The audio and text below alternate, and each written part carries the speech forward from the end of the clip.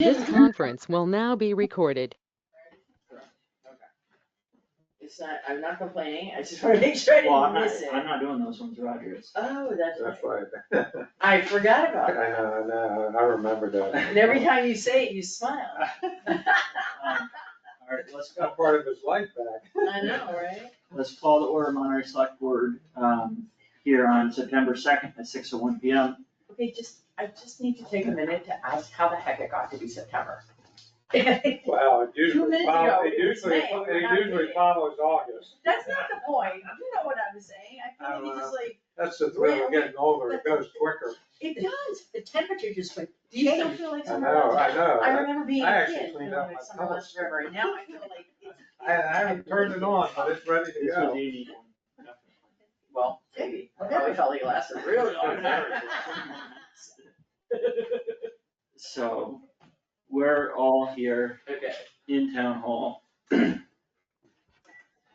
we're gonna get right into business. Ken Pasco has been recommended as the 7th and final member of Lake Garfield Committee.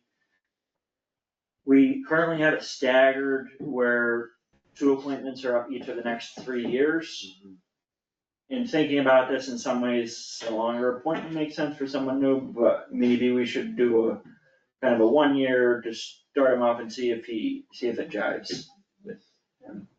Well, I mean, I don't have a strong opinion either way. Did the committee screen them, or did they screen whether Yeah, other I mean, he's lived applicants? on the lake, no, I mean, we didn't advertise it, because when we have the elected, it's a big ordeal, but if you go through our appointed vacancies on the cultural council and the council on aging, there's more vacancies, so we didn't post it, but we don't do that as a standard. But they have been looking for people because Dennis wanted to step down. Yeah. I mean, good question. If there's ever a vacancy on an appointed committee that we feel like is very important, or there's gonna be a lot of interest in, we can definitely post it, but we just haven't done that out of habit, because usually there's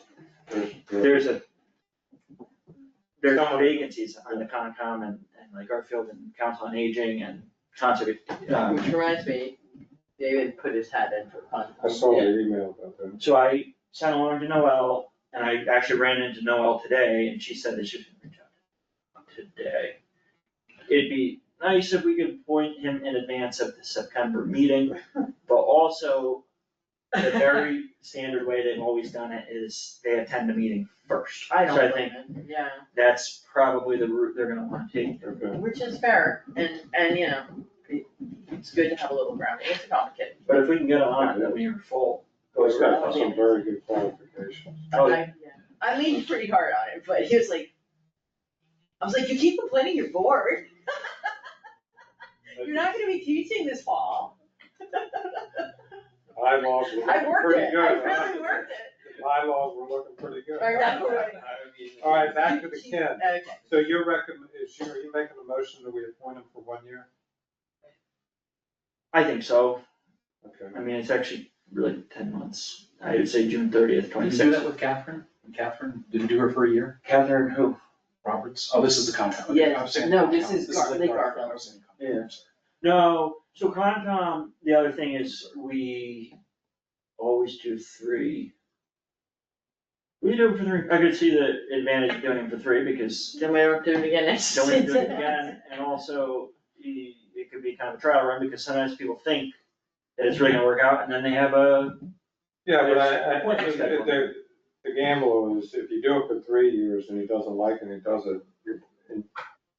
says in a year, it's not for me, then you just have to start over. I say we make it a 3-year appointment, because it's short of a vote. And he can always resign if he's not, or, you know, we can, if he doesn't show up to meetings, then they tell us and we. people can resign, but actually removing people without their resignation, which can be hard to track down, is very hard. Gotcha. And basically it's like firing them, level of difficulty.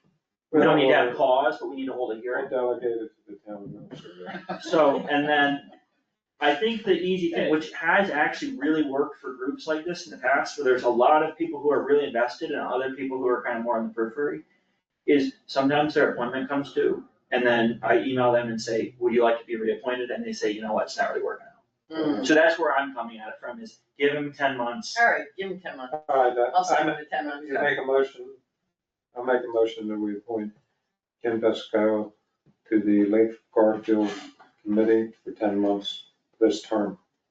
I'll second. We'll call a vote. Yes. Yes.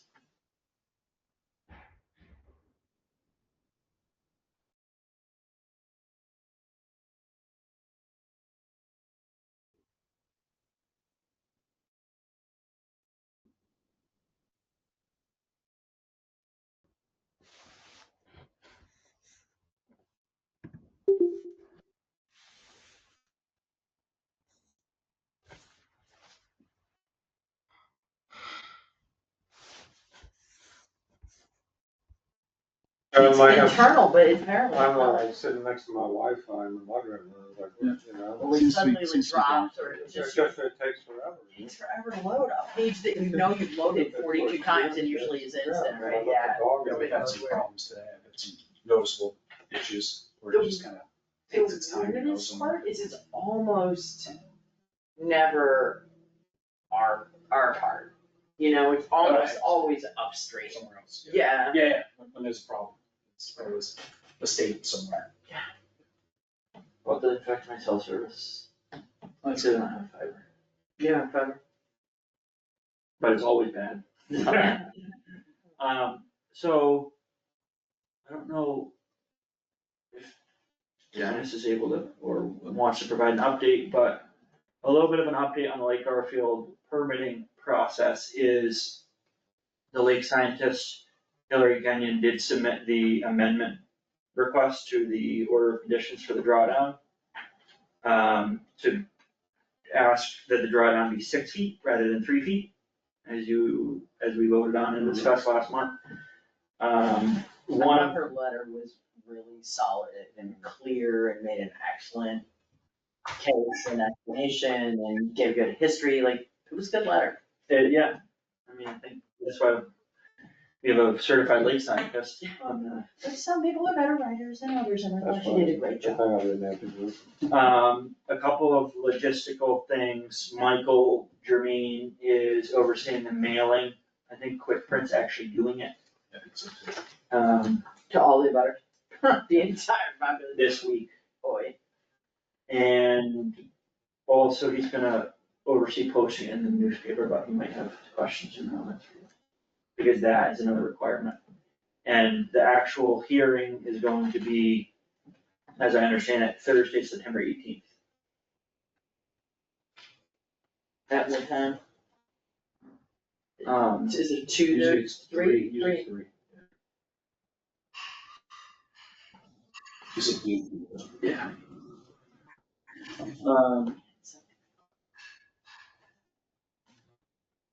Just so that you're all aware, one route that may go is that it's neither really approved or denied on substance, but that it's deemed too significant of a change for an amendment rather than a completely new NOI.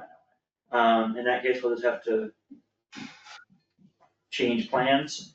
But I do think if people ask you questions about it, I think one reason that it might not have normally been considered amendment, but we feel like it's kind of appropriate in this case, is that we've done the 6-foot drawdown and on and off for many decades. And so in that way, it's not unprecedented. Whereas if it had always been a 3-foot drawdown, increasing it to 6 is that much more significant within the context. So people may ask questions about, is an amendment rather than reserving a new NOI, and that's really, as I understand, up to the Conservation Commission. But that's my explanation, that makes sense to me about why it could be considered an amendment. I mean, if we've been doing it from 2007 to 2023. Oh, before that even. Yeah, I think 2007 was the first paperwork, but I think. yeah, but we can prove it Yeah. from 2007 on. And some of those were Issued supposed an to order be of 3-foot. No. It varied. Yes, it was supposed to be Right, between 3 and 6. 3 and 6, yeah. but including some 6, Yeah. and including 6 going back, I think basically to when the dam was built, as I understand it. Right. Because the dam is designed for a 6-foot. 6 foot, yeah, exactly. When was it Maynard Forbes, was he the highway And around superintendent? 2007. That's what he started? No, but he was the superintendent around 2007, I think he started in the 2000s. My understanding is he's been doing it for a while. But I mean, the dam My was built in the conversation. 70s, and I think it's basically my understanding that for much of the last 50 years.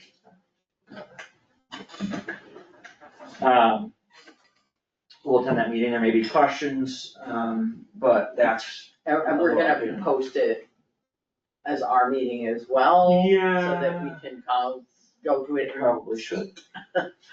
And also record the meeting, which I know Yeah. they don't normally do. Yes, we should probably post it sometime.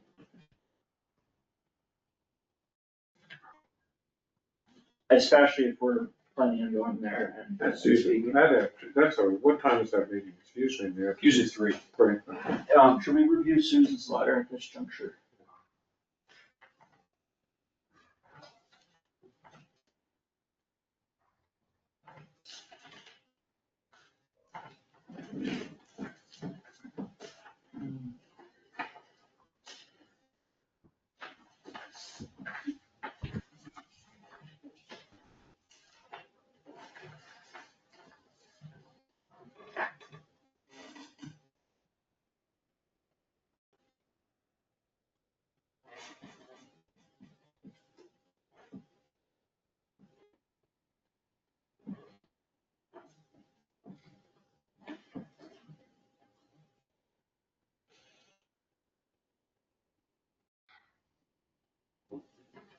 I think you could add, I don't think it would hurt to add that Ken Wagner is also a certified lake manager, as I understand it. Maybe you could just say based on the advice of certified lake managers, Hillary and Ken. There we go.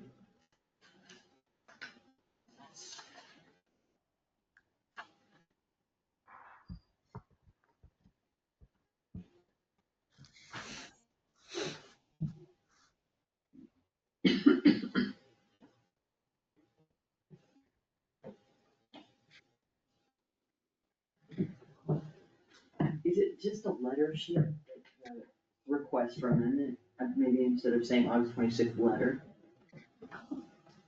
Should I say the August 26th request for amendment? or whatever? Yeah. Or a letter requesting. Right, letter. Okay.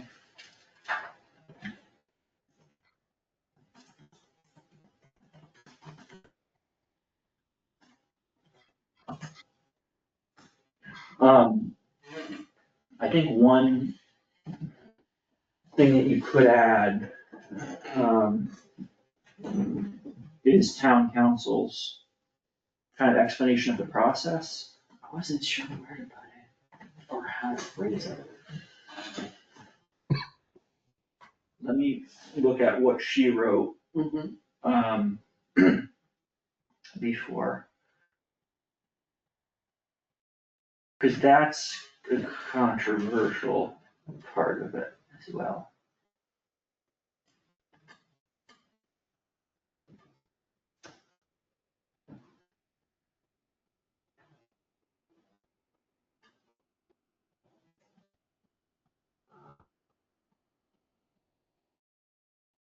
You could, maybe at some point, Donna wrote in number 2 that DEP does not have a role in the initial review of the NOI. Just, I think to empower the conservation commission, this is really they should take a fresh look at it from their eyes about its relationship to the WPA. And not rely on other agencies whose role it is not to do that, I especially totally initially. agree with you, I just feel like they're carrying that letter that was, it seemed like having reread the letter, right? Mhm. The Fish and Wildlife is using endangered species protection as their segue to why they think their comments are worthwhile, and they're the ones that were concerned about all the stipulations she has about how the drawdown will be done and how it will be refilled in the spring, because they're worried about fish spawning. Yeah. A pretty healthy fish population. And there's there would be a bad way to do a drawdown. There was. And in speaking with some of these people, the ways that drawdowns used to be done wasn't always. could be harmful. Yeah. But now that we have better understanding of science and prioritize it, we can do it in a healthy way. Too early, too late, too fast could be problematic, but now we know. Okay, so I mean, putting the according to Donna Brewer, town council, DP does not have a initial review of the NOI except for beyond completeness, assign a file, notify the applicant if water quality certification. Or what, that first sentence? Will also be required. And then just say the issuance or Right. denial of an LOC is the responsibility of the Concom. And just leave out the last sentence. Yeah, well, maybe include it and say, look, if they wanna appeal the decision, they can, but that's their responsibility at that point, you don't need to. And actually. You should base your decision based on the evidence and the law, the rules, Right. not a suspicion of appeal.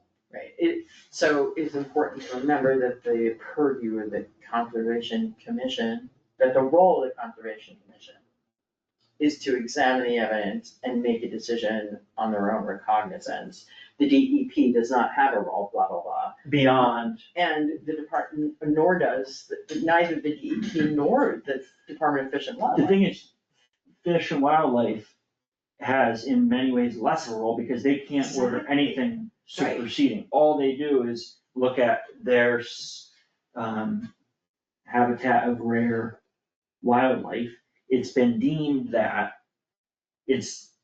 no portion of the proposed project is located within that Where is habitat. that deemed?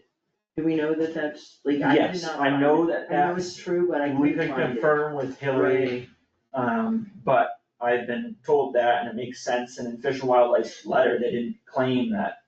That they had. So I think if we can say, this is your role, this is DEP's role, this is Fish and Wildlife's role. But really, on September 18th, it is up to you whether or not the amendment complies with WPA. Not what DEP thinks, not if Fish and Wildlife thinks it complies with WPA. Because certainly, I mean, these are all volunteers and they've been to some training, some of them have been to some training, but it gets convoluted and confusing. But if we can kind of break it down and explain the process, I think that's hopeful.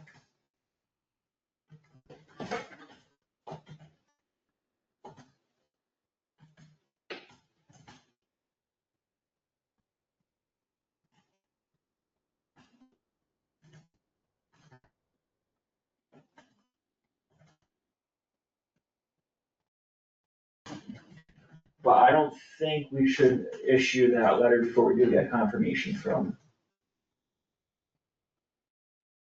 I just wanna make sure we issue the letter before the hearing. Yeah. And if we're not, I think unfortunately, we're gonna meet next week. then I'm not too worried about that. Yeah, $30 a gallon. Vacation's over, That's right. Summer's done. you know. For reasons not really related to this, but because of that, I think that we're meeting next week, we might as well take the week off. What is the phrase, endangered habitat or something? Well, this is where I do get a little confused, I gotta be honest with you. I don't know if it's that they don't have the estimated habitat, or they did that, I can't remember if it's that, or they did the review. There's no formal hangup from Fish and Wildlife. I know that much. I don't know So that, maybe the thing to say is the Department of Fish and Wildlife, whatever their reservations, has no formal cause to object to the drawdown. yes. And the lake scientist or someone on the Lake Garfield committee may be able to dress that sentence up with some formal language, but that's basically my understanding. Because they could look at it and say, look, you have an endangered turtle, and stop the project, and that happens, but that's not the case here.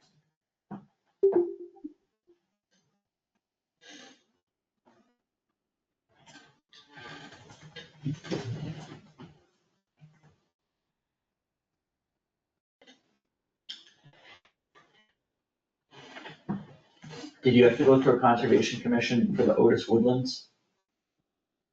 Well, we had conservation commission all the time. I can remember meeting, yeah, with some of them. They were all right. Sandersfield, Otis, they were good. Yeah, that was back a few years, so. Were there wetlands and, is there a There's a pond there. pond there?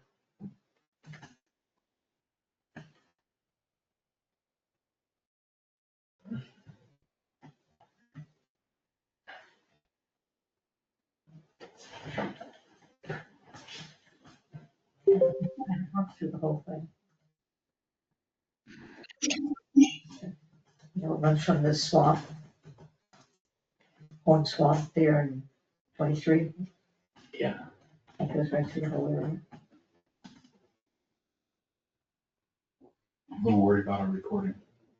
Is it messing up? Well, remember that one time it just messed up? Just worried that because it hesitated and then started back up again. I'm not certain it's still recording. And we had that time once where we thought it was recording. If you have anything you can do to make it, I mean, we have lost recordings before, it would not be the first time, it'd probably be about the fifth time. The only thing I would do would be to stop it and start it again. You can do that while she's typing. Go for it. I'm gonna try to, so I'm gonna- And you also have you do have the audio for minutes. Yeah. I mean, it's happened, it usually happens about once every 6 months. Yeah, it happened to us once before. So I'm just gonna stop it and start it back up again, and we'll end up with just two things. So everybody who's listening, you're gonna have to log back in, because you don't really, I'm just gonna stop the recording. This conference will now be recorded. Okay, it was just, Yeah. you know what I mean? I was just worried about that when the last time it happened. So, there we go, that's good.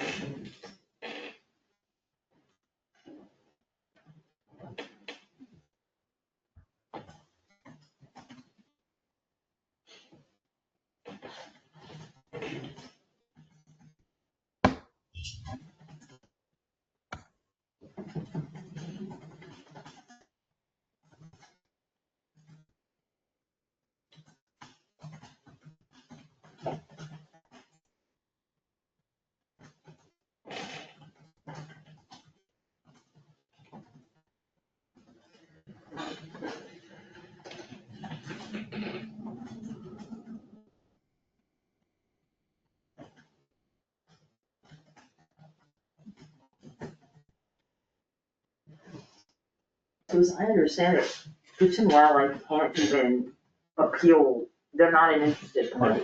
The most they can do is submit a request for someone at the DEP to review it.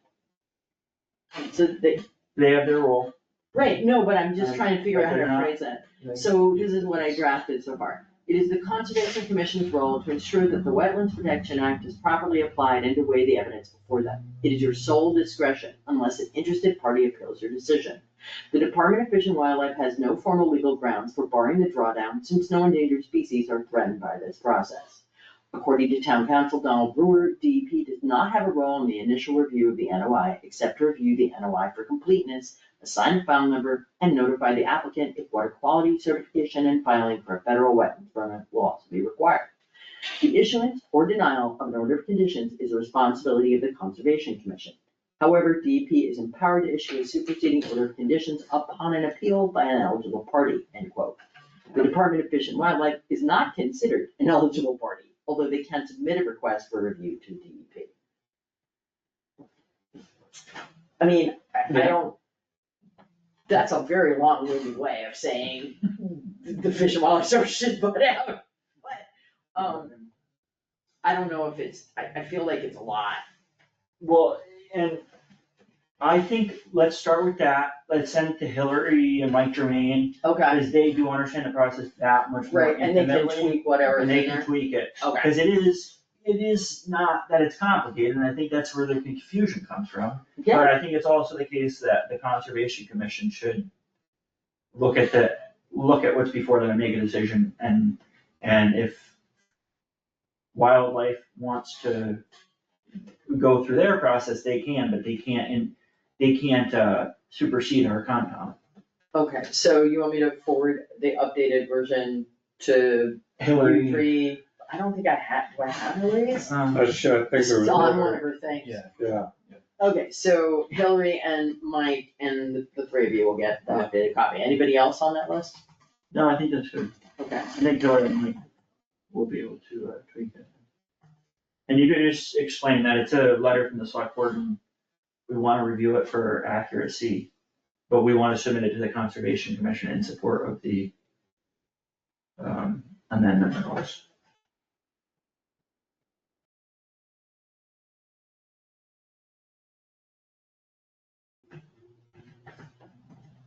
Anything else? Do you have anything you think I should add? yeah, I think we got it all covered. Alright. I should ask you too, Roger. Nope, I'm all set with it, yep. I think you put in there what I thought. Specific to the fish and wildlife. Alright, moving on, we have the Council on Aging Transportation Contract. Yep. It's all right there, it's just one signature. That is okay. I feel like. Oh, it's a blue pen, I got So, the intermunicipal agreement between Great Barrington and Monterey, New Marlboro, Stockbridge, and Stockbridge. That's a COA thing, not the Yes. fire department thing. Yeah, it's a, Okay. yeah. Yeah, that's a. We're creating new regional schools now.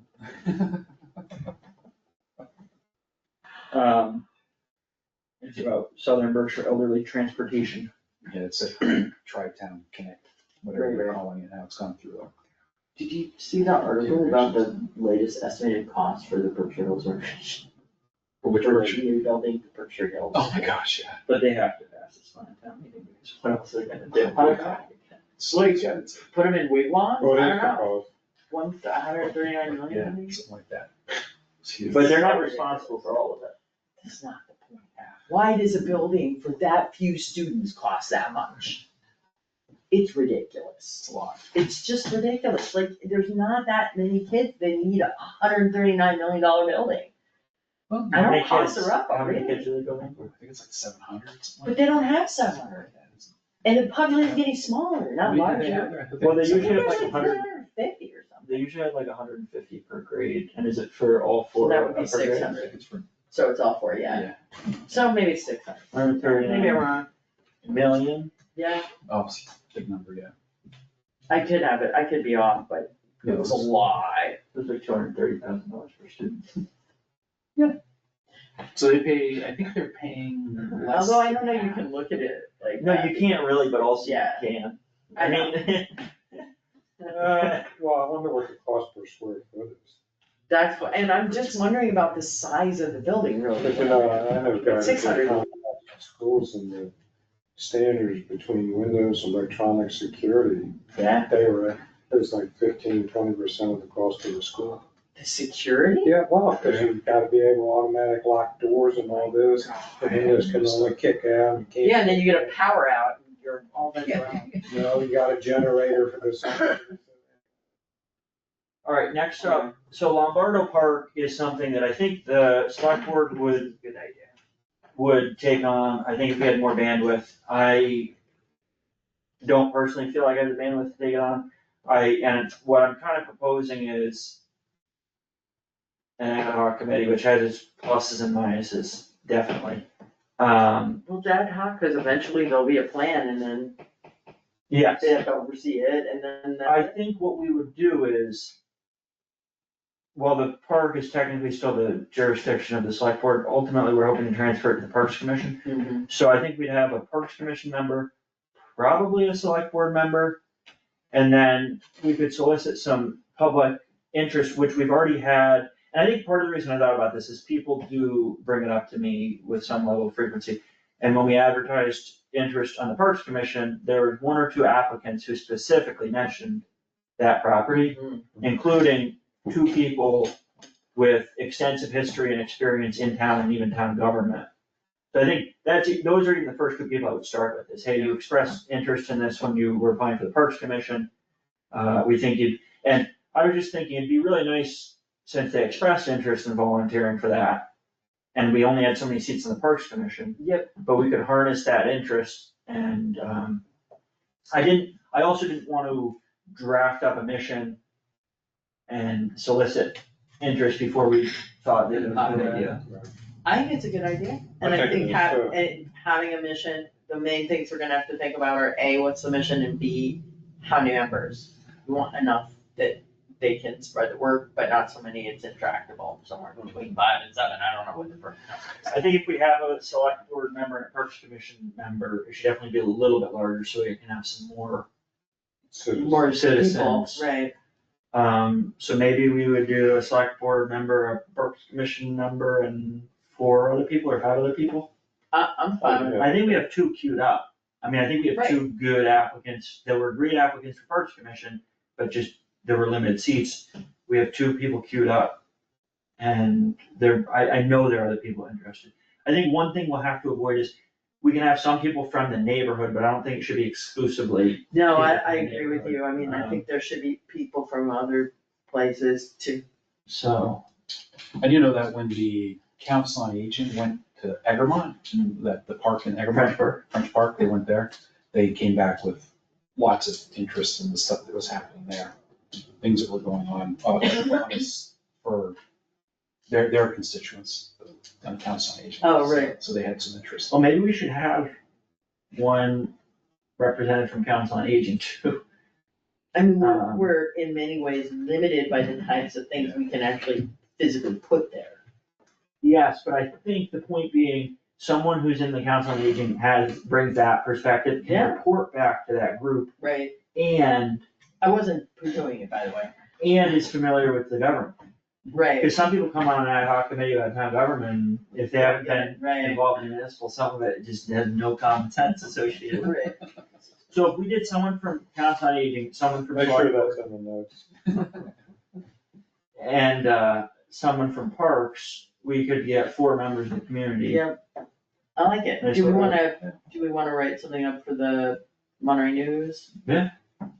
What does that do? What day? The Oh, the we- 20th. Yeah, I can take this under my wing and Go for it. we can get it posted up We can post it there. and get a mission so that it's up in the air, or not, so that's not up in the air. Yeah, right, And then also kind of set some basic expectations. Roger and I were talking about it today, that it likely involves a few tens of thousands of dollars for a site planner and kind of engineer, because I think if we don't come in with some kind of a project manager, engineer,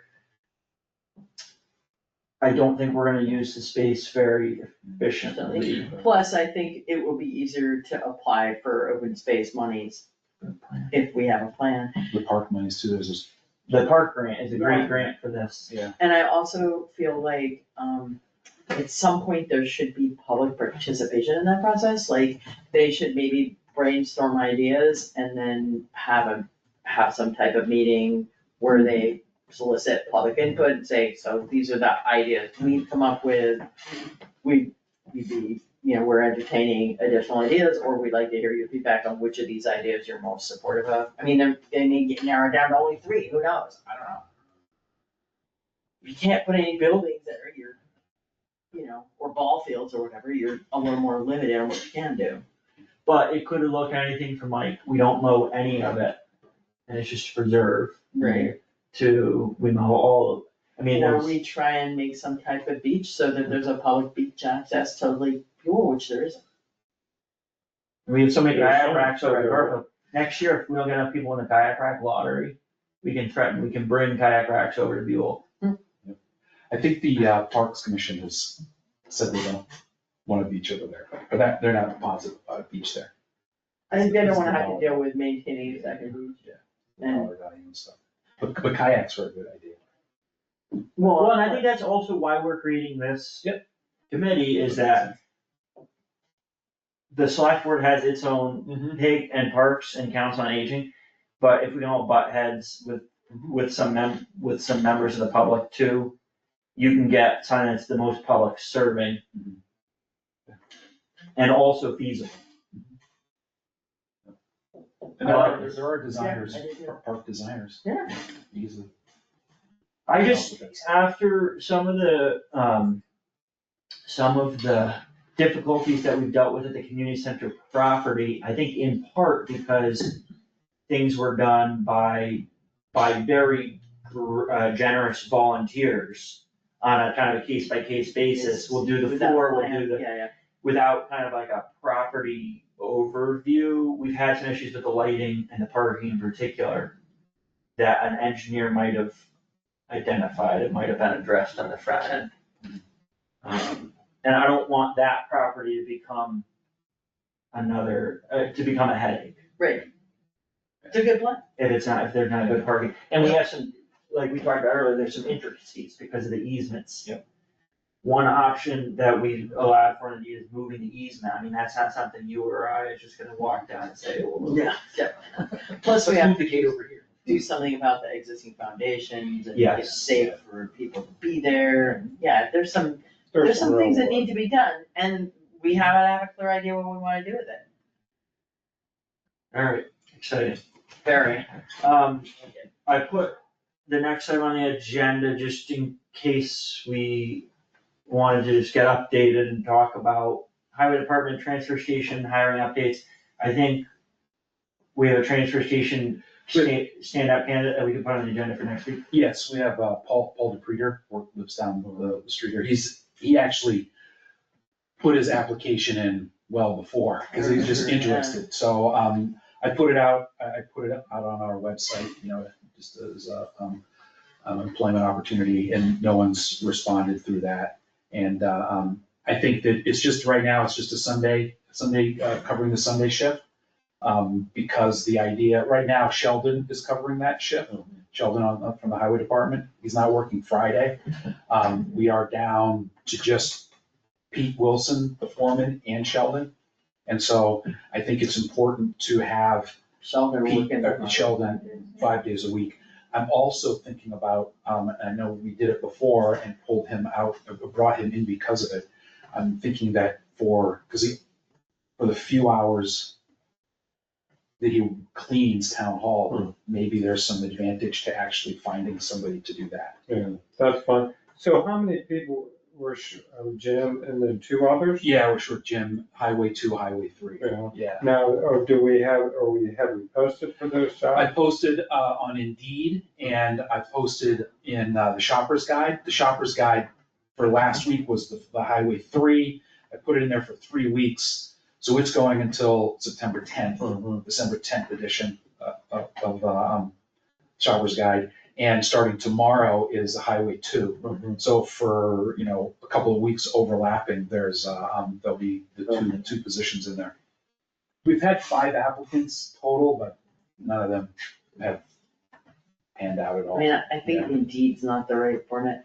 Roger and I were talking earlier today, and Adam else I did too, I almost feel like we need to put the ads on a poster and literally go put it up in coffee shops with them, all the places where people that are working go, and they're standing there waiting for their coffee or whatever, and they're gonna see it, because, I think Shopper's Guide is good though. yeah, I know, I'm not down on Shopper's Guide, I want more. Yeah. Is my point, and I can't, I don't think Indeed's the right format, but the question is, how do you reach the people that live in South County that maybe they're not actively looking, but maybe they'd be interested in a job if they knew it Well, existed? someone might have a job and say, well, Exactly.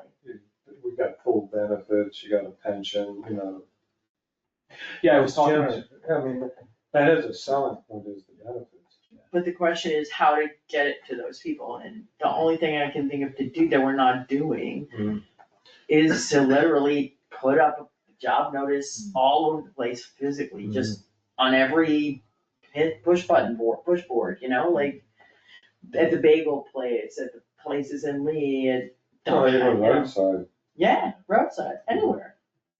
Yeah, the thing is that everyone's looking. I know. We were one of 6 ads in the last week's. We were Shopper's 2 Guide. of 6 ads, 2 of 7. Yeah, Cause we had 2 ads. yeah, we were, the thing is though, is that we're pretty comparable. we were at, we're at 26 to 28 for skilled Right. operator. Otis is at 29 to 28.97. For what are they looking for? They're looking for Must have your highway CDL. department labor. Is it have your CDL or not? CDL Class B and. So should be we're hoisting not license. required. Both hoisting and CDL. We're not requiring it, but we do say a need it. minimum at CDL What B we- and 2A hoisting license. He's a hoist. What we do need to do is come up with a plan in writing for when we hire someone who doesn't have their CDL, Yeah. how much of it we cover. Yeah, we really do. And what they owe us if they stop working after a year or two. Because I expect what might happen, especially if the applications are flowing in, Yep. is we're gonna get some people that without their CDL. It's a We can train them, that's Right. fine, it's not the end of the world. But we need to have we can say, look, we'll pay for half, like even when we're hiring, it would be helpful to know. The other thing too, I'd just like to point out is that, the foreman wages, Pete is our foreman, are, like Otis is looking for a foreman from 34 to 36. Great Barrington, obviously a bigger town though, is hiring at 35.77, and after a 120-day probationary period will increase to 36.21. There was some talk in Sandusfield that like it was like a $35 per hour. He's getting paid $31.64. So the other. Is anyone hiring a superintendent? Yes, there was one in here for West Stockbridge superintendent, but it didn't have the, Sorry. it didn't have the salary. Okay. So that was it. So I don't know, obviously they've done the budget and all that sort of stuff, but I hate to think that, I know we're gonna end up in some sort of pricing war, because I was sitting talking to Pete and Pete Wilson today, and there's just not bodies. The Egremont's looking, that Egremont wasn't in here, but Egremont's looking, you know. So did people retire, did they go private? That's kind of what's happening. People have retired and there's nobody behind them. You know, and unfortunately, there's not, you know, we've got McCain Tech, right, up in North County. We've got Taconic in Central, but they don't train for this kind of stuff. They train plumbers and electricians, carpenters and all that. Trades, not. Trades. They don't train like heavy equipment operator or those sorts of things that, you know, or, you know, help somebody get their hoisting license to start out, and then like we talked about some other, but to help with the CDL, they don't train that sort of stuff, which is unfortunate. It's actually a conversation to have. Yeah. So we're at like 30, We're at like We're at the low end, 31, 30, but our foreman, Highway 2 and Highway 3 are all within a close range. So right now, Pete's 31.06. Highway 2 was 29.57. He had, all his But wait, licenses. how many hours in a regular full-time It's 40 hours, in a year? 2,080 or something like Yeah. that. Something like that. 2040? Something like It that. depends if you 26 do years. 52, are you doing 52, I would do 40 times 52.1. 52.1, that was 52.2. Depends on the year. 52.2, yeah, I it's 26.1. 0.2 is a leap You're year. right, no, it's 0.4 is a leap year, so you're right, Oh. 52.2. 52.2 times 40 is 20,000, or 2,088. Yes. So I'm just looking, cause our, like, 2 wages are 61,508 approved in the budget. Well, the Highway 3 is actually, he's getting paid less, the person, because Tyler had, Yes. so Tyler, so who was it? Who was before Tyler? Kyle. Yeah. Kyle was here. But we can hire based on what we approved in the budget, not based on what the last person made. Right. Right. So, what do we advertise, our ranges, that's 27 to 29? For Highway 3 was 26 to 28. 26 to 28. And I think that's what, I'll be honest, I don't remember, I'd have to go look, but I think that's even what I put for Highway 2. That was beautiful. Cause I think we can go up from that within our budget, because I'm dividing those numbers by 22,088. I'd have to look, I think, 59. I think there's The money. 3 could go up to 28, we had it going up to 28? The 3 was already up there, but he started low. Seamus, he only started. Yeah, but I'm saying, part of the problem is we've always budgeted for these positions based on people's current certifications. This, We didn't though. We budgeted for what it was and then added 3% on that. Yeah, So the person who had H3, Highway 3, actually was getting paid like at the top of whatever that was and then moved into H2. So H3 stayed the same budget dollars. And then when we brought Seamus in, he was paid like $2 less than what the person who had that position before him. Because So- you didn't know the last. Because he didn't have all. the but you know what we can do, especially the longer the positions are vacant, is we could totally hire at $30 an hour with the remaining monies. I agree. And it's 30 like super much more competitive than 28. Yes. My concern though is. Should we just do that? My concern is Pete, who's there, and that, If they're coming in at 30, Yeah. then he's only at 31. and everybody's hiring around at, $3 or $4 more than him. So I don't think, I shouldn't say, you're never certain, but it doesn't feel like he wants to leave. Yeah. It doesn't feel like that. I know I'm on the record saying that, and it always turns around and bites you, because next thing you know, So- it's resignation. so- But I think that, he's been in this position of some responsibility, taking on some of the chores of the superintendent. And we have kind of been dragged along by the superintendent, the current one, who, and so I think, maybe we owe him something. Where do we stand on We're gonna have to have a meeting in a couple of weeks. I'll probably have to check your availability. We might do it at 5:30 or 5. Mhm. But I was talking to town council today. Yeah. the executive session? So that's kind of what's happening with highway. And Pete's holding up, he's frustrated with I'm this. sure, But yeah. now he's really short-staffed, so. Yeah. Yeah, but, So, you know, but the thing is, We could be 12 weeks away from snow. yeah, and the thing too is that, Sheldon's a good worker, but Sheldon has limitations on vehicles that he can Yeah. drive. And so the only CDL Class A person that we have right now is Pete. And so it's kind of, this happened out before Tyler left. I saw this where, he has to drive the truck with the trailer with the backhoe. He drove it up in front of my house because there were a couple of ditches that they were cleaning out. He has to take the truck, he has to do everything. He has to move the truck, back the truck up, because he's just a CDLA, he was head CDLA. So the problem is, if you don't have CDLA, you only have CDLB, you can't do that sort of stuff on your own. So what's the plan? The plan is we're just gonna keep looking. That's kind of where we are right now. My concern is the snow. And that's my. So we're gonna do anything different than what our current ad? Because I don't think, usually with the ads, you get the best at the beginning. Yeah. Kind of. Yeah. They trickle in. Yeah. And the only thing I could think of, again, is what Susan's recommendation, the suggestion of going around and putting posters in. I was talking to Pete about other. Well, you know where about else we other would be if you all. newspapers. I don't. What we need to do next time too is, right now we offer a stipend in the winter of $200. $200 $50 a month, $200 a month. If we had built that into the salary, it would be that much More. more. Yeah. We need to do that. Yeah. Because we're advertising for 28 and it's really more than that. Yeah. Not a lot more than that, but when we're talking about other towns are offering 70 more cents. Yeah. That's where it makes a difference. I think How it's much is it per month? $200.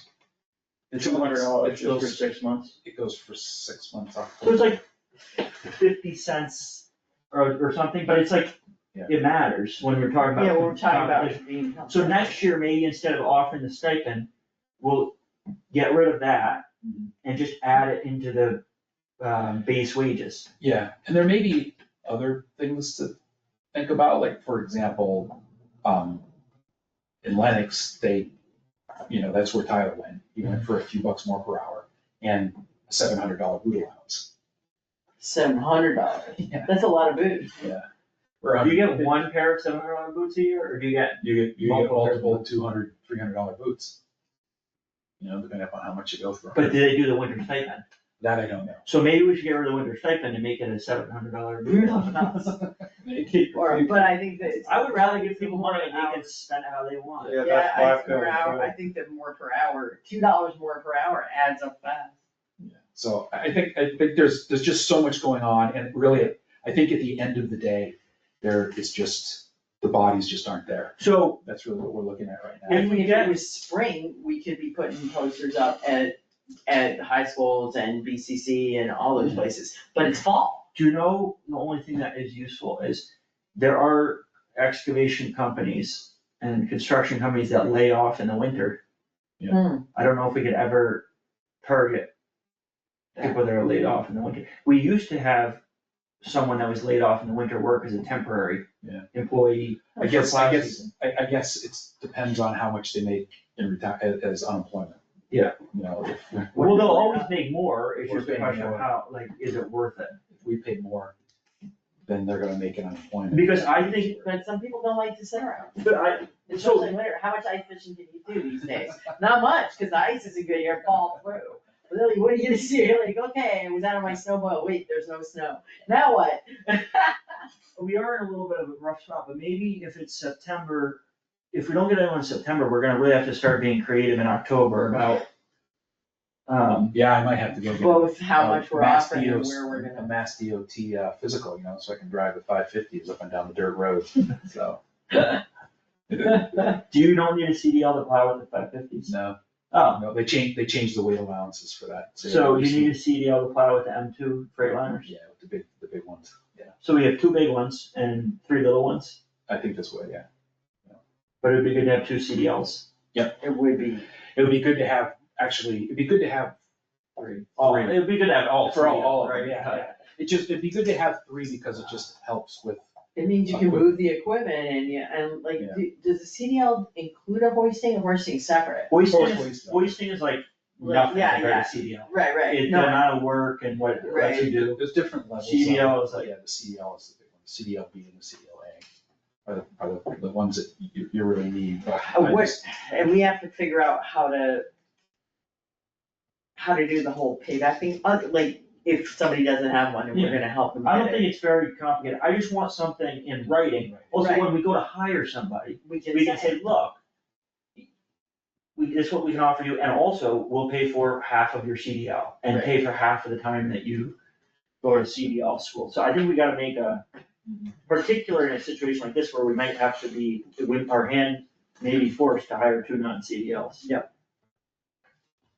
Do we wanna go ahead and boost what we're gonna offer for those positions now, or do we need to do some calculations? I don't think we should do it right now, but maybe Yeah. in the next meeting, we should look at it. Maybe we gotta figure out if we can hire somebody, but if we start to get October and we have 2 people in the highway department, that's gonna be tough. It's gonna be very tough. It's gonna be worse than tough. We'll have to figure something out. I mean, do you know any excavation companies that do lay off now in the winter? Because I we think could like start putting up most- posters in the coffee shops near them. Few guys, older guys I talk to, they keep them around to work on equipment because they know if they let them go. They're not coming back, that's exactly what I was thinking. there's a lot that lay off though. Mm. And we used to take someone who Yeah. was in a layoff situation and they worked part-time, I mean, this is since How I've long been ago? board, 3 years ago. Okay. Cause what I was gonna say is, I feel like even 5 years ago, the labor situation was very different. Like, I feel like this is a whole new territory of just having no bodies for jobs. It seems like it gets worse every single year. Well, it was a big thing, in municipal government, there was a lot of conversation back during COVID and right after COVID, that a lot of people with significant time in the system just retired. And so it left a lot of vacancies all across the state. But my impression, like everyone here, there were a few years where everyone was like, well, people are just moving to where there's cheaper rent, and I'm like, I don't know anyone in any city or town that isn't struggling with this, like, where is this magical place all the people are going?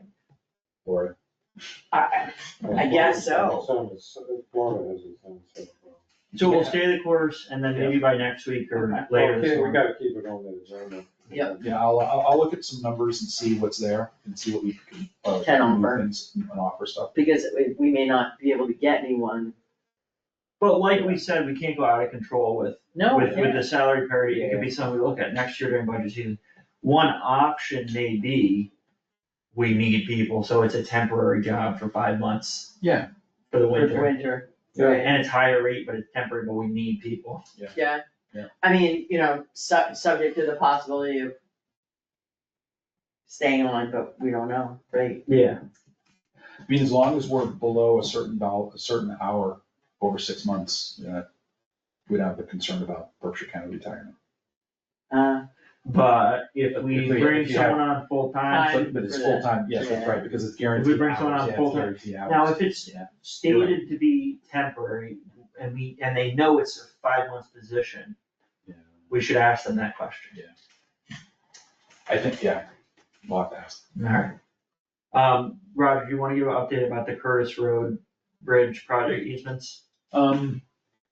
I don't really have that much, other than we're working with somebody from, I forget his name now, from the state, who was helping us figure this out on From easements, from Mass DOT.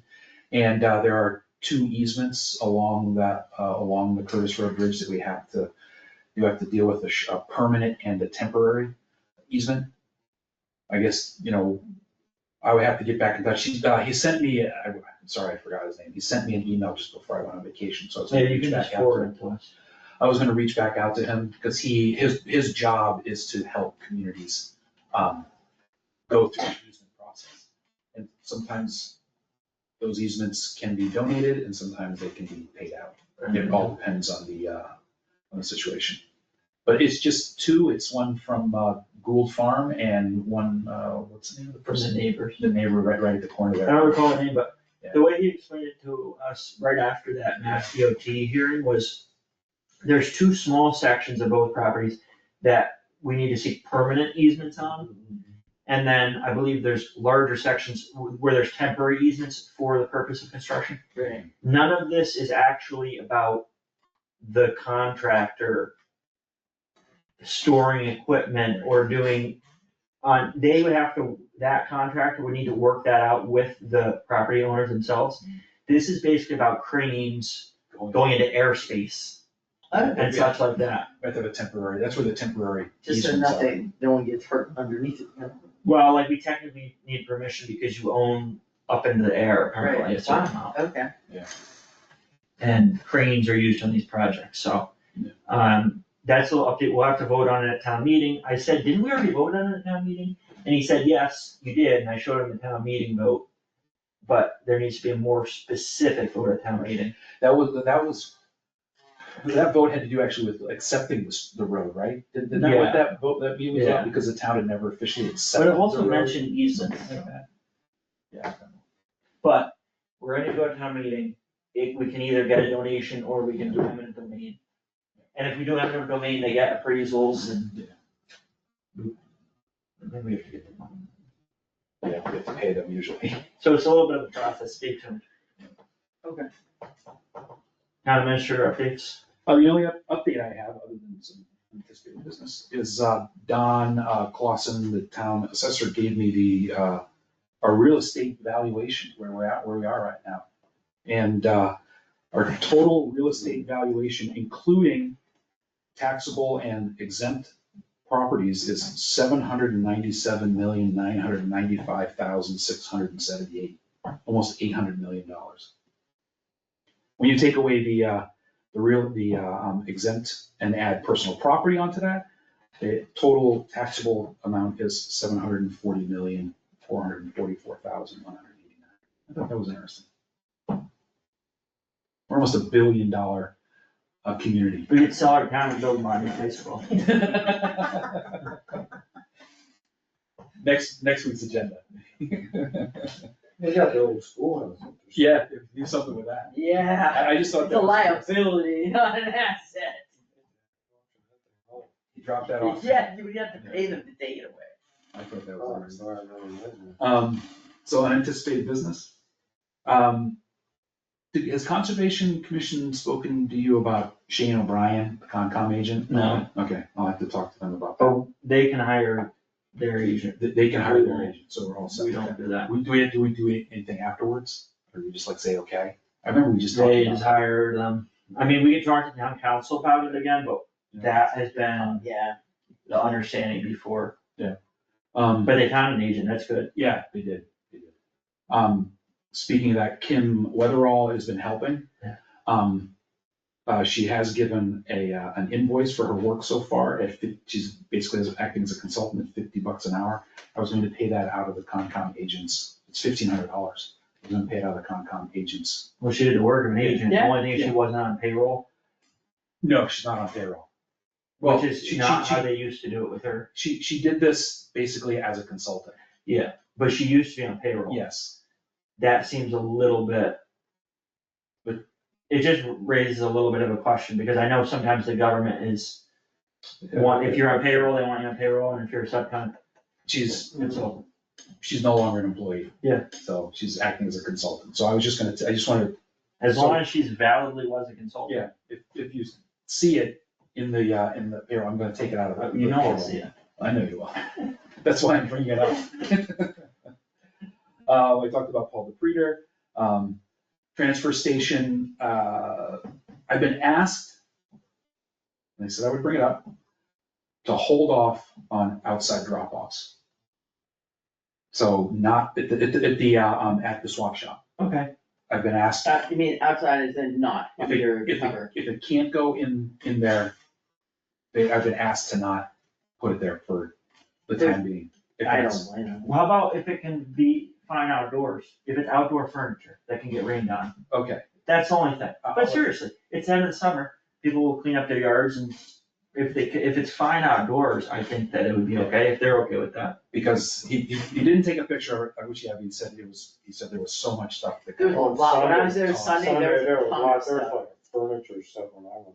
And Yeah. there was like an old upholstered couch, like thank God it hasn't rained. Well, then maybe we can say, I think it may be going, I think it may have already gone into them. then maybe It's too just, bad, 'cause it if was they like- wanna it set the wasn't hard like rule of nothing outside, then. I would let them do what they. Do that. do. Okay, I'll let them know. The building commissioner talked about, and I know we talked about this quickly, just before the meeting, Justin, about Donald Fitzgerald. I think next week, he's looking for an alternate building inspector. Yeah. And so, that'll be on next week's agenda. So, he just brought that up, trying to figure out if everything is okay. And the last thing here on my unanticipated business is why Dennis is on, if Dennis is there, has to do with the pavilion and working out the dollars available for the pavilion. Mhm. And so, a little confused a little bit on this, because he said to me there was $91,000, but it was $92,000 in Article 12.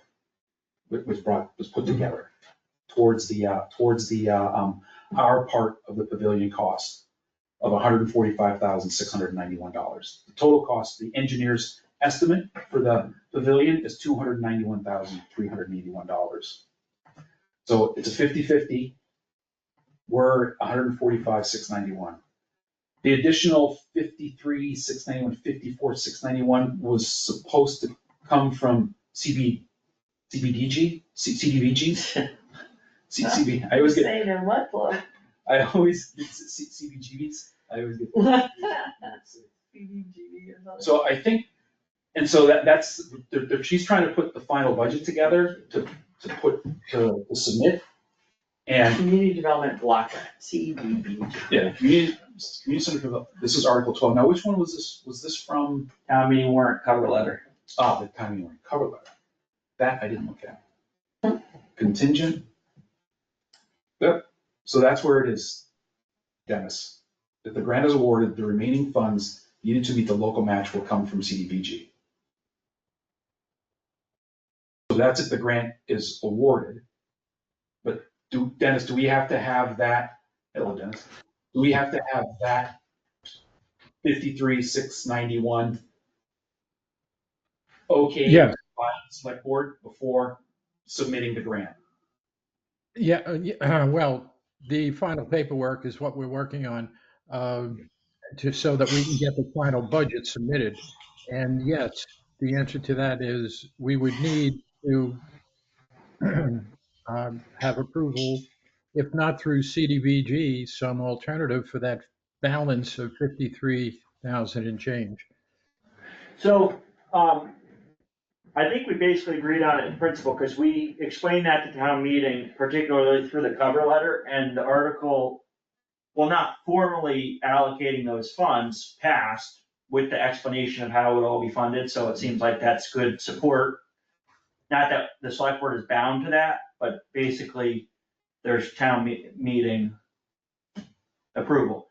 The hiccup was, Dennis, we got awarded a lot less in grant funds than we thought we needed, Yep. right? The town local match went from 145 to like almost 200. Well, for the grant, it's 145 and change. I thought it went to about 190. And then we were also gonna use the ADA grant.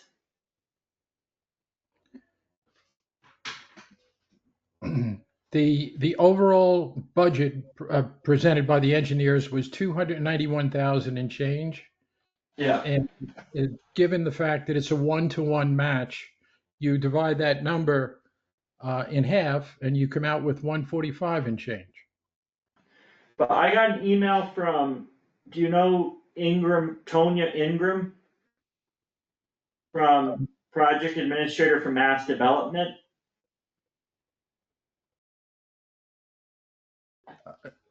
I don't believe that I've spoken to her. I've received emails. I'd have to go back to my emails to see if she I'll was. forward it to you. I thought you had it, but I'll forward it to you, because she said that we were approved in the amount of 91,000, Right. not 145. That's correct. But I think that was based on the fact the way the article was approved, it left open the balance of the 53,000 to be like a player to be named later. In that case, the CDBG funding. So they only gave us 91 because they considered our contribution to only be 91?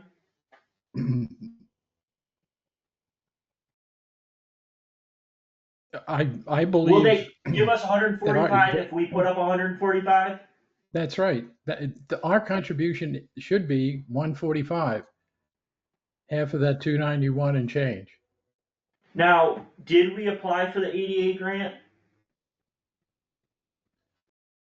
For the ADA grant, yes. Okay.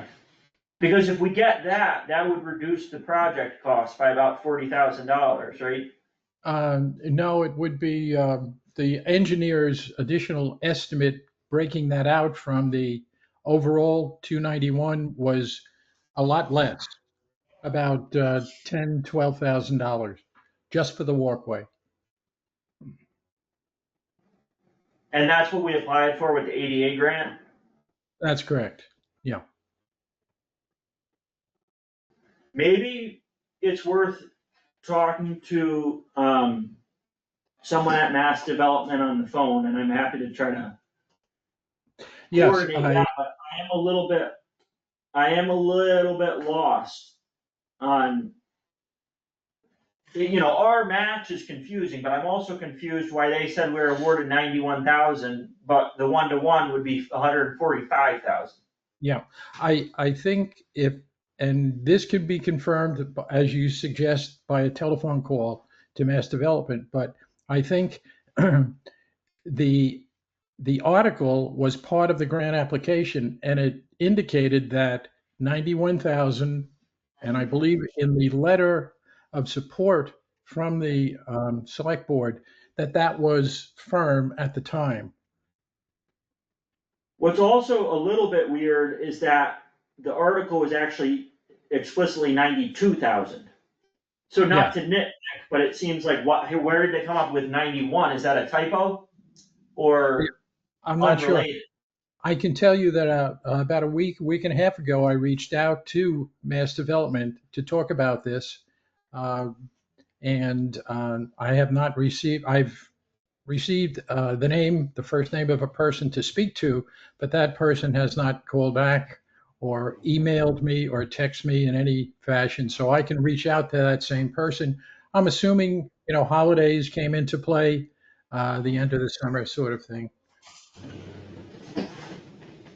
Yeah, we have to talk to them and nail down Sure.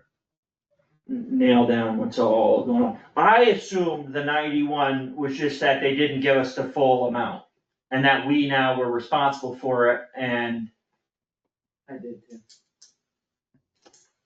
how do we figured we had some money coming from? I think we thought the ADA might come. We up. thought the ADA would be significant. That would be higher. And I mean, I remember making a comment like, if the shortfall was only $8,000, you can fundraise that. We do also technically have it CDBG. Right. Yeah. If it's within a few $1,000s, we do have more CDBG money, but that is money. And it's not tens of thousands. Correct. I know that was more a hope that could come out before the engineer took a second look at the budget. It could come out to tens of thousands, but it only came out to about 10 to 12,000. So I will try to call them tomorrow Fine. and nail some of this down, and we can figure out what our match is. And what the shortfall will be. Sure. Like maybe they say, oh, if you put up 145, we'll put up 145. Quite frankly, I think that is the case. They're looking Okay. for a firm commitment for the 145 and change. Okay, well, we can make it firmer than it is. Let's also hope that they haven't already spent the additional monies from whatever pool they had, so. Yeah. And also on that note, I mean, that's very true, that communities do not move forward with projects and then those monies go back into the bucket. So you may have it in both cases to be looking at. So that's exactly what my message to that contact person was, that we'd like to talk to you about the additional funding and how we would approach that 145,000. All right, well, thank you, Dennis. We will, I'll have to be in touch with you and back and forth. I'm sure we'll be in touch about it either way, or in any case.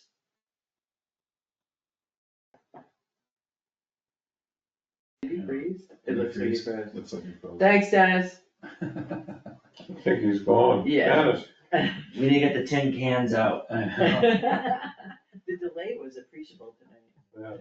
Yeah, it's been Speaking of slow internet. tough today. A lot of delay. he's frozen in time. I know. All right, well, we're gonna have to figure out. The only other little thing I have is fire department hires. I know I'm gonna get a list from Sean and Chris of the people who, so I guess they're all per diems. Make sure I got all those lists and we'll get that all taken care of.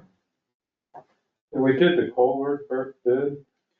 Yeah, I haven't heard anything back from him yet, so I was gonna reach out to him this week and see where that's at, because. They did the bid opening here, the letter opening here, right? Yeah, Which I culvert? understand. For Sandusville. Sandusville Road, okay. Yeah, my understanding is they did it here.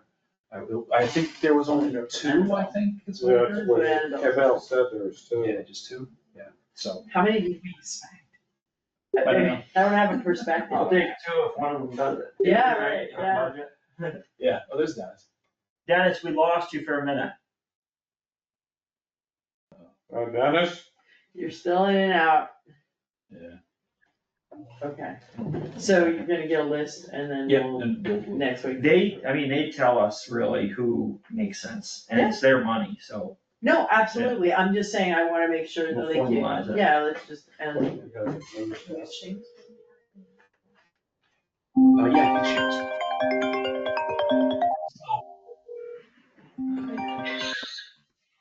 Oh. I'm sorry too, I just figured I'd call you because the internet was Being per second. being horrible. But, it's not you, it's the fiber, but, I just wanted to say that I will call them tomorrow and we'll be in touch in any case. Cause we'll have to, whether it's less or more or in the middle, we'll have to figure out formally for the match certification, correct? Yes. Okay. Yes. Basically, I have to submit that final budget. And there's also another paperwork that has to go to the Massachusetts Historical Commission as well. Okay. All right, well, thank you, Dennis. Thank you. Okay, bye-bye. Good evening.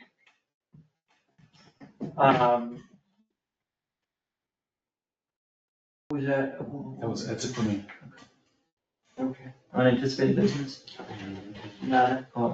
I have one thing, which is that I was back and forth a little bit with Sean, the fire chief, about some of the things that we discussed at our most recent fire meeting. And he was saying for Kelly days, right now, we're just gonna run it with overtime.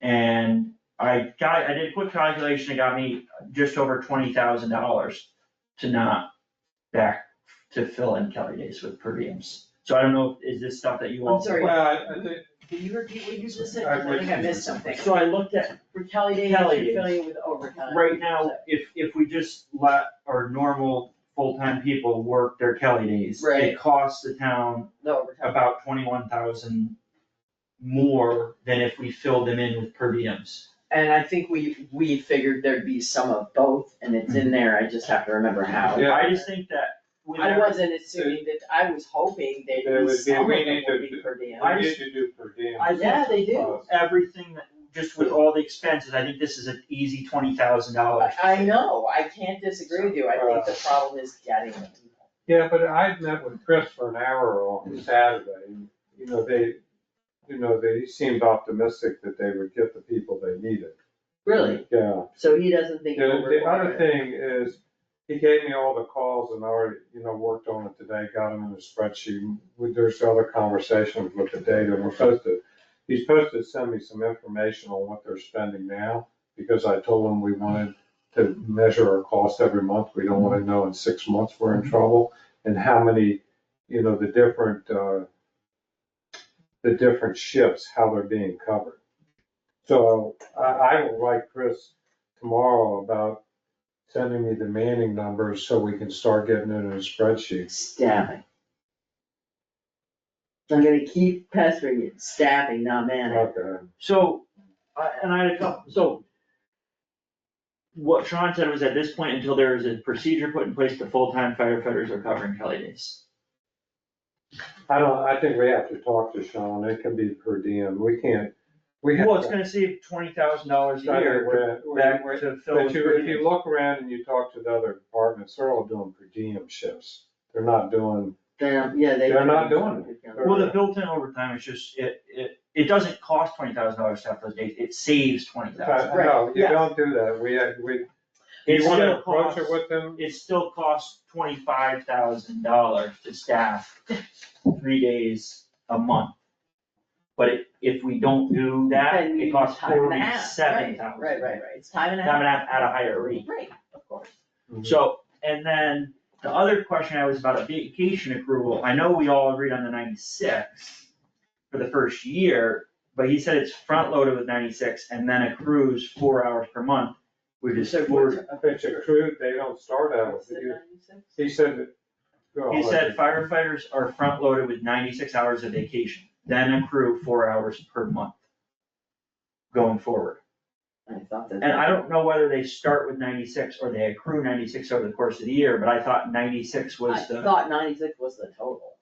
Yeah, but it's the total, I think you don't The problem with walk in. accrual, with the way it's set up, is Right. you wouldn't, until half the year was over, you couldn't take one shift. Right, but I think what we But if did you was start say with we 96 front loaded it and that was that. And that was There's no that. accrual, yeah. Or accruing, but I think if we front load with 96, that's that. And then for next year, you get 96 or you get the additional, but he said to me, it's front loaded with 96, then accrue at 4 hours per month. I'm trying to actually find the answer to that question in terms of what we actually calculated for.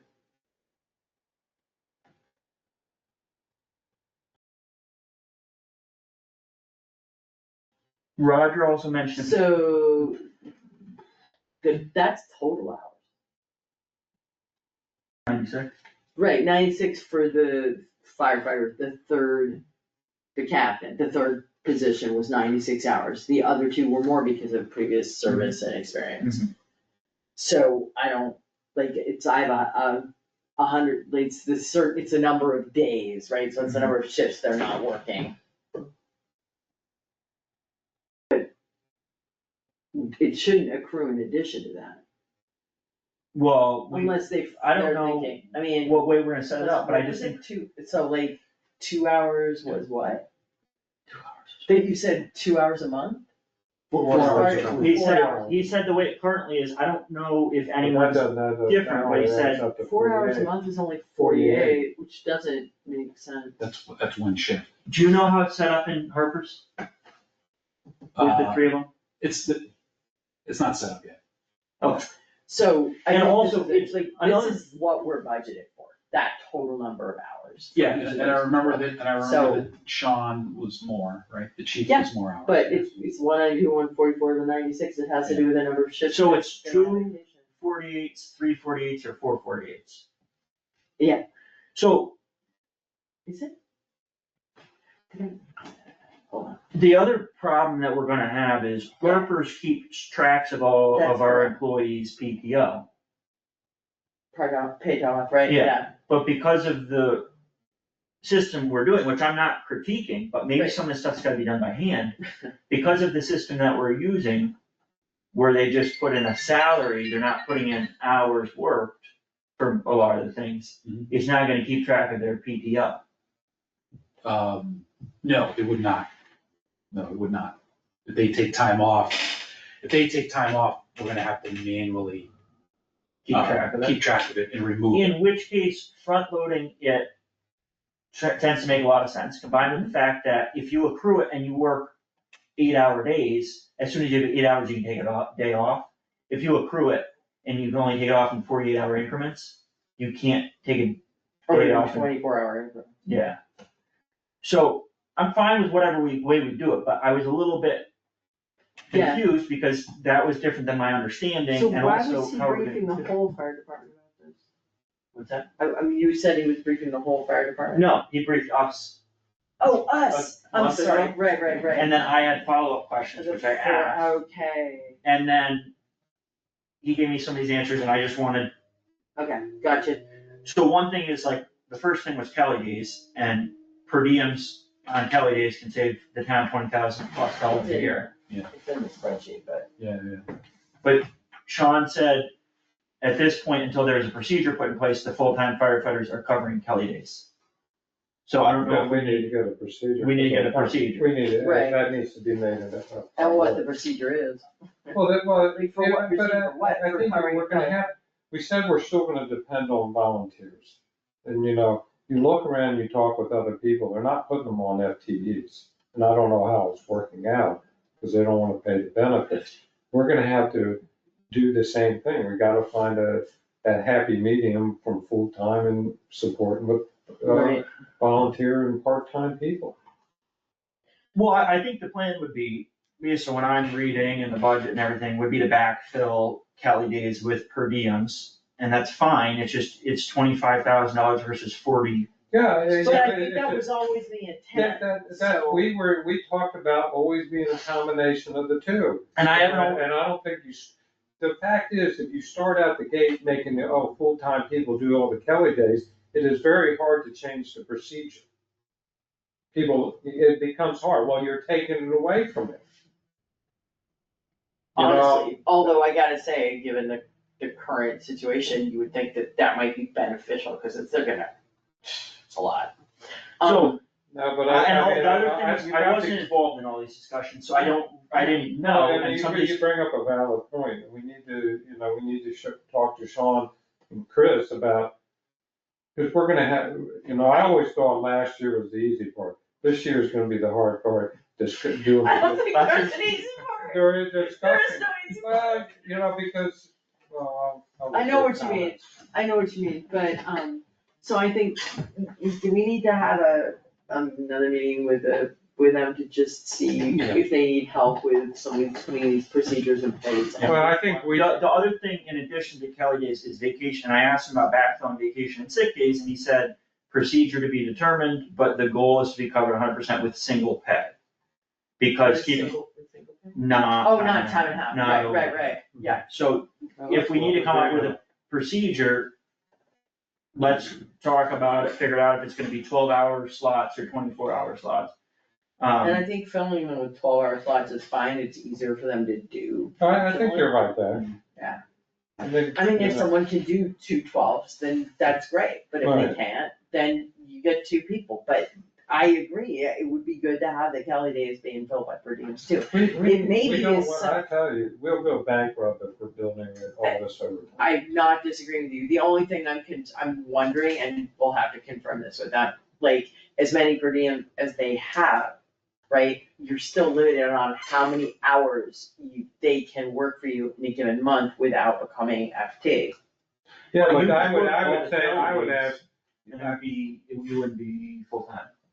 Right, but what if you were already in the scheduled rota for Yeah. other things, like if you're already on the weekend scheduled to be an EMT, and then you're covering Kelly Day? But it, That could I have tip you one over. wonder Yeah, too, but- if it is explicitly per diem, and you just happen to pick up a lot of them, this is like I think maybe a complex labor law question, but if you're explicitly a per diem and you just happen to pick up a 24 here and a 12 there and a 24 here, can we say, no, that person is totally a per diem, or will we get? I think No, but that I- over 6 months, they can't go over the number. I think you gotta check on that, but I Yeah, think it's the right, and it's firemen rolling rules 6 say, but I'm telling you, Sandersville, the guy Steve told me that's the way they're doing.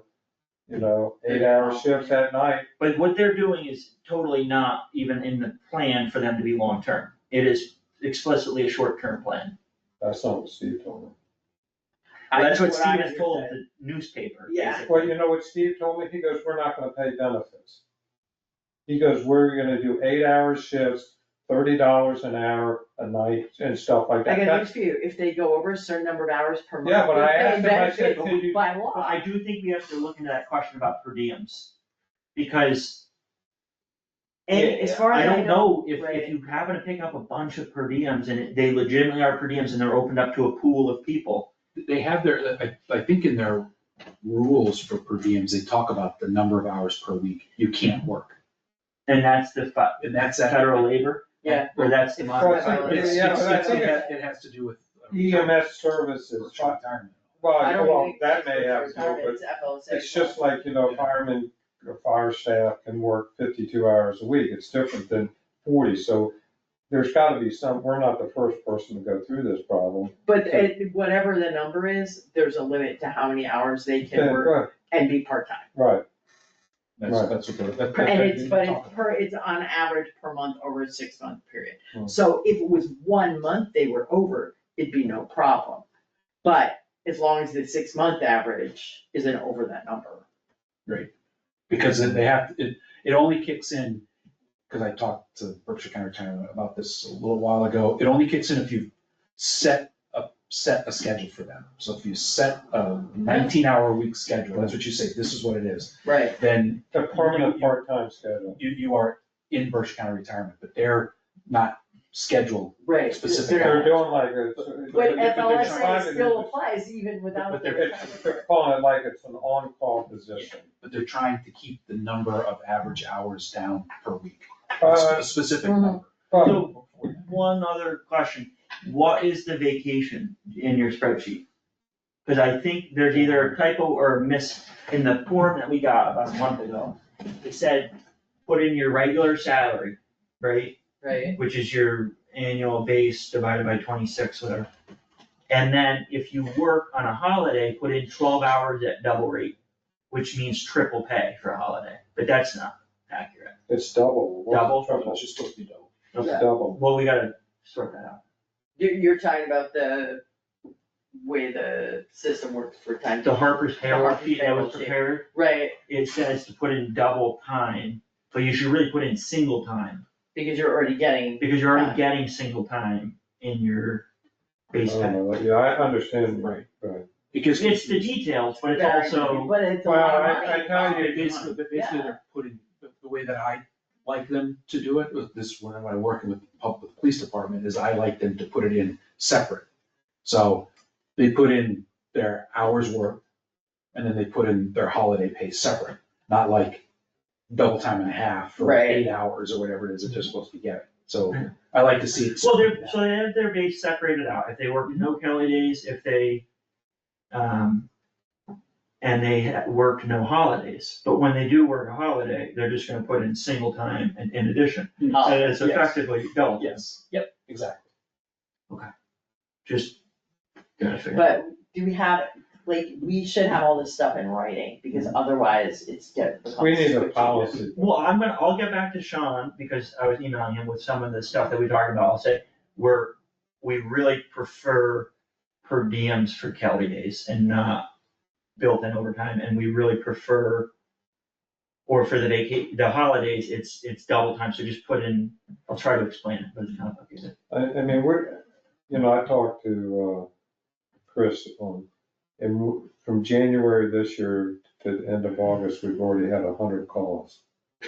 They did 54 last month. Yeah, it was really up, and that. Wow. That's Well, but 54 must be including Otis, and 100 doesn't Well, include Otis. I was if just you gonna say, take, it can't be if you 54 take a look, If you can't get 54 a month and 100. Right, there's no way, yeah. well, but I'm telling you right now, that they've done approximately a little over 100 calls for Monterey and over 70 calls for Otis. I talked to Chris today, I think it was, and Yeah. he said they did, last month, they did 54 and 20 of them were for Otis. Yep. And a couple for New Marlboro. Near Marlboro.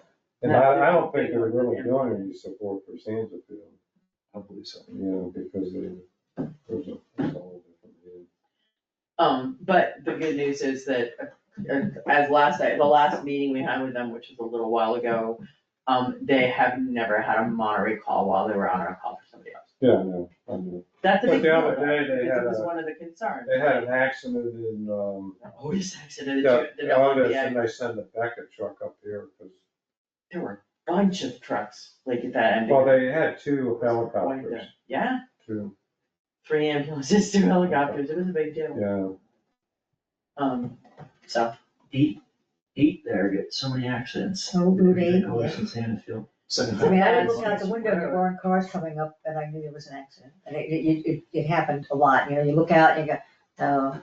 So I had, somebody up at the store had a scanner, so I would call her, yeah, there's an accident, blah, blah, blah. is it always on one particular stretch of road? I think there's a couple of bad There's a couple of. places, I don't think it's just one, Yeah, there's a. because sometimes it's Sandusfield, sometimes it's Otis. No, it is. But I think people just fly through there, it's not lit, it's not busy in the middle of the night. No, these are daytime ones. This was a day. Because I'd be in my saw the office. trucks go down, then I saw, it was Friday evening, you know, I You did know, food. this is how you handle it. Beckett truck was sitting. This is what we're gonna do with vacation.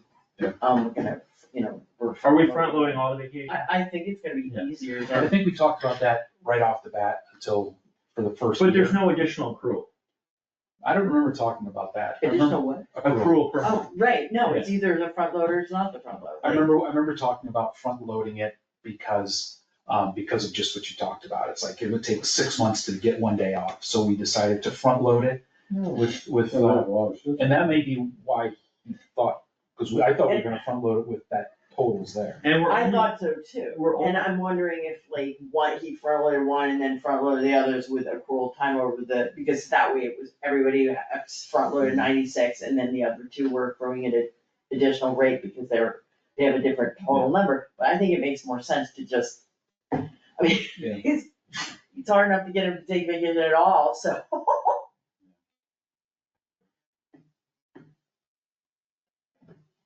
Make And a whole bunch of motion extra to stuff. adjourn the meeting. Really? But we need to get it down. We're or close. do it Do we have any soon, 'cause minutes? Otherwise they're gonna start No. doing No. stuff and it's Do gonna. we have a we're gonna public to change comment? in that first. Public Mickey. question, really, going back to Curtis Road. For short easements? Yeah, First of all, when do we expect them to put this out to bid and to do the work? Next year? No, 27, isn't it? 27. I think that's what they said. and we're hoping to do it so that the bid is at the right time of year to give the contractor the best shot at doing Yeah, it. well, that was what I. So it would wrote probably about. be, the bid would probably be in 2026, because the work would be in 2027. So Yeah, but I don't know if, I'd go back and look at those notes, I don't know if his drawings will be completed in They had 27. to have 27%, they had to have 27 or 75% done by. So we have What was the date of the meeting? design. Yeah. I thought they I think said, I August thought one. they said, yeah, in August or October of 26.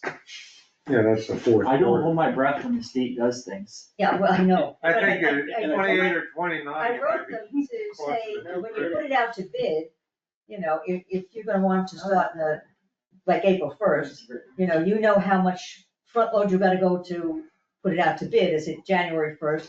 But don't do it in March and expect to get it done in 1 year, because we don't want it done over 2 years. What I got from that is that they would, but when all the bids came in and they were ready to go, they would be starting in the summer of 27, Yeah, that's, finish in the spring of 28. Yeah. Because they would have, that's what I got from that, that's what Why I, can't they do it in 1 year? because it's too much work to do because when it gets started, they have to deal with the season, the winter time. And it gets too late in the year by the time they get everything ready, based upon their timeline. Well, the thing is, that's why they have to start the first day of, that you can start a job. But the thing is, Mickey, though, if we wait seasons and try to time it perfectly, we also risk it just Not getting done. taking longer. Whereas the sooner, the bridge is already impaired, it's down to 1 lane. The sooner we get it started, even if it's mid-building season, the sooner it gets finished. Even if it's an unfortunate winter, I We'll live. didn't wanna see that closed over winter, because It probably will. The guy who was talking to us about the easements said that they probably wouldn't have the easements finished until just before the project starts, like in 27. He said that's how long it takes. they drag their, don't they? I mean, they built the Empire State. well, what was in there, 1 year. 9 It people was a in for bigger that job. meeting from the state?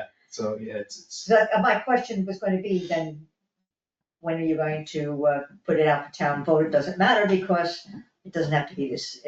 I don't know, what do we have, the only thing we have to put out for town vote is easements. Easements, right. The problem is you can't do them too early, because usually, as he explained to us, you give them a 5-year effective life. And they have had projects, I'm not surprised, where they are working and they need to stop construction because the easements ran out. And they take Well- this stuff seriously. That was another thing, is that the contract has to be given that guy doesn't start the job and walk away and do something else. Yeah. It has I to think be there'll be a start continuous and end date. completion. I mean, they were telling us that if we just shut down one lane, that it was gonna be 3 or 4 seasons Yeah. to do. And a lot of that has to do with the fact that they have to, What was that? They had no interest in. pump the water out underneath. Yeah. And No, every I- time they do that, they have to. Yeah, I know, I'm just saying, you wanna do it in If one, we do no, this, swoop. yes, That's we the will way I know, that There's no good detour. close it off, that's one thing. But- I just can't see closing it off for a year and a half. It was, I think, 2 years. I think they were talking about doing it for. Over I mean, no, I mean, so. if we I know. do the whole bypass thing, to have it last that long just doesn't make sense. We just can't draw down the lake too fast. You're working with the state. Well, we ran anyway. Well, it's raining. We did anyway.